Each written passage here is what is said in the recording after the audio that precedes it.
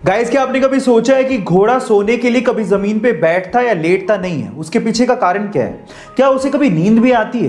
तो चलिए मैं आपको इन सब बातों का जवाब देता हूं। सबसे पहले तो घोड़े को नींद आती है।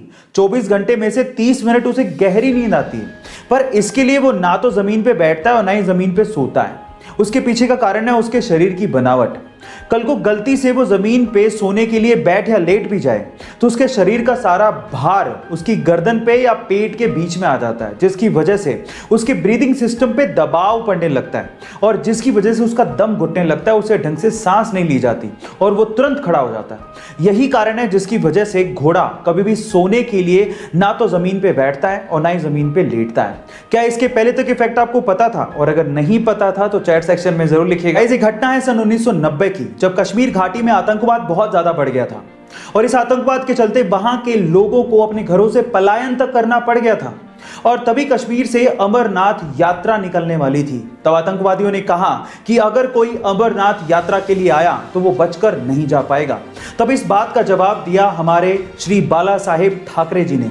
उन्होंने कहा कि हज की सारी फ्लाइट्स मुंबई से जाती हैं और अगर आप लोगों ने अमरनाथ यात्रा को रोकने की कोशिश करी तो हज वाले हज भी नहीं जा पाएंगे।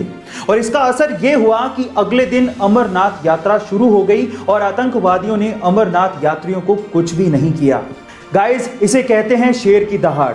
आपको ये सुन के कैसा लगा चैट सेक्शन में जरूर लिखिएगा। गाइस, इन दो तस्वीरों ने मेरा दिमाग हिला के रख दिया है। कैसे? जरा आप भी देखिए।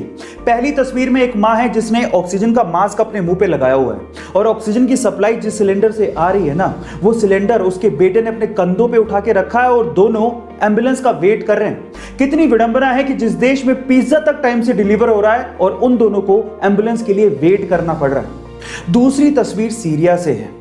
इतना डर का माहौल है कि आप लोग देखते रह जाओगे। एक छोटा सा 4 साल का बच्चा जिसने अपने दोनों हाथ अपने सिर पे रखे हुए हैं। पता है तस्वीर कब ली गई? जब एक फोटोग्राफर ने उस बच्चे की फोटो लेने के लिए कैमरे को ऊपर किया तो बच्चे ने यह समझा कि बंदूक है और डर के मारे अपने दोनों हाथ अपने सिर पे रख लिए। कितना खतरनाक मंजर होगा वो, जरा सोचिए।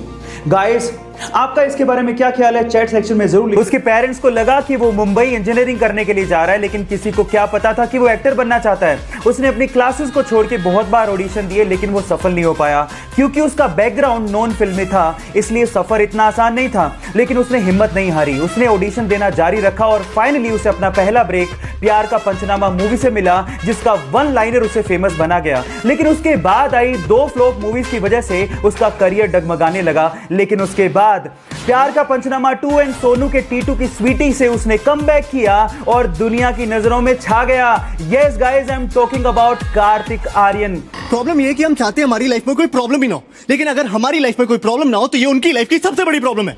गाइस, यहाँ सीखने लायक बात यह है कि आपका बैकग्राउंड चाहे कुछ भी हो, जो आप बनना चाहते हैं, अगर आपको उस चीज पे भरोसा है तो आप जिंदगी में कुछ भी कर सकते हो।